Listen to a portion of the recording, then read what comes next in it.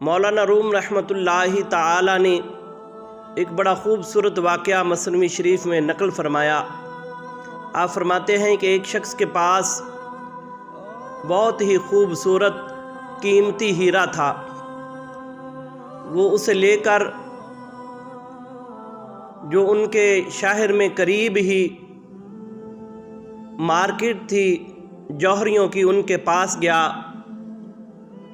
اور انہیں جا کر دکھایا تو ان لوگوں نے کہا کہ اس مارکیٹ میں کوئی بھی ایسا شخص نہیں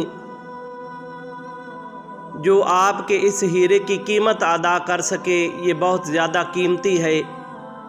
آپ ایسا کریں کہ آپ وقت کے بادشاہ کے پاس چلے جائیں، وہ اس ہیرے کو خریدنے کی طاقت رکھتا ہے، اس کے پاس اتنی دولت ہے، وہ خرید لے گا۔ تو وہ شخص